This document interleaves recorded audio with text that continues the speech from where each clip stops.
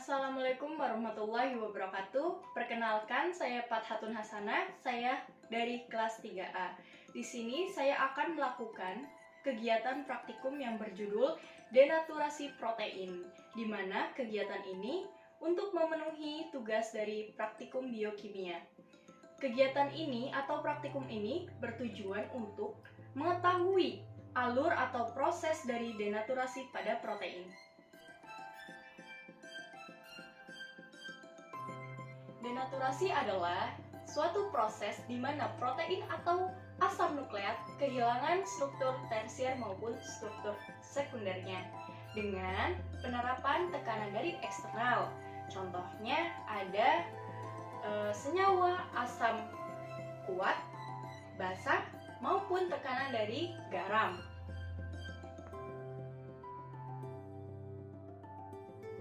Denaturasi protein adalah suatu protein yang berubah menjadi struktur yang acak, namun tidak merubah ikatan peptidanya. Dengan kondisi yang ekstrim seperti pemanasan dan lingkungan yang asam. Selanjutnya ada faktor-faktor yang mempengaruhi proses denaturasi. Antara lain ada pemanasan, ada pH, ada bahan kimia, dan bahan organik. Pada praktikum kali ini, saya menggunakan metode pemanasan, di mana panas dapat merusak ikatan hidrogen dan interaksi hidrofobik nonpolar pada protein telur, namun tidak merusak ikatan peptidanya. Untuk alat dan bahan yang digunakan, saya menggunakan telur ayam, selanjutnya ada wajan, selanjutnya ada air, dan yang terakhir ada kompor. Untuk cara kerjanya, pertama-tama nyalakan api pada kompor. Selanjutnya, tuangkan air secukupnya pada wajan. Dan pecahkan telur ayam, serta taruh telur ayam pada wajan yang sudah berisikan air. Berikutnya, tunggu telur ayam hingga masak.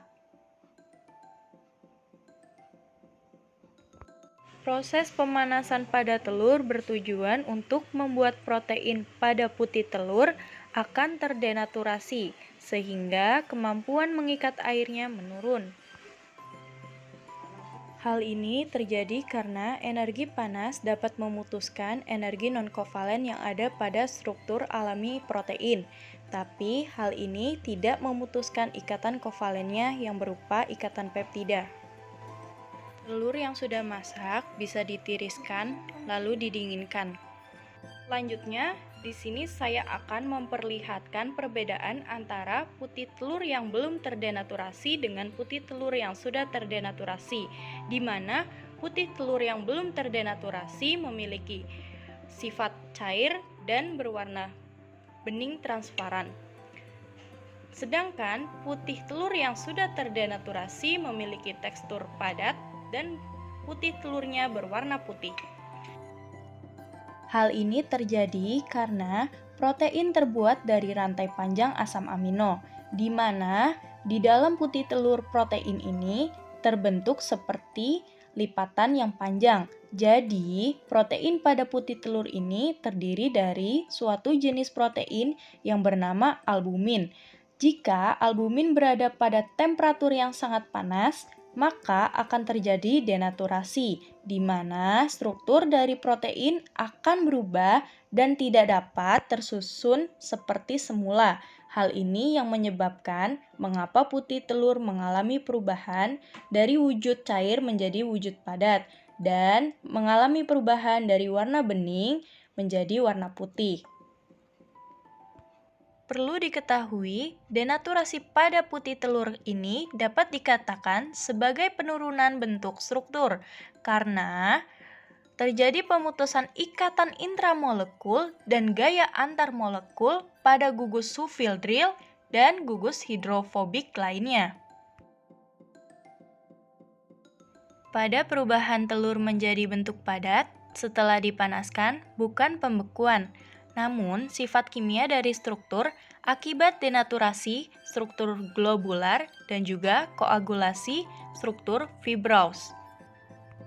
Sekian pelaksanaan praktikum kali ini. Kurang lebihnya mohon maaf. Wabillahi taufiq wal hidayah. Wassalamualaikum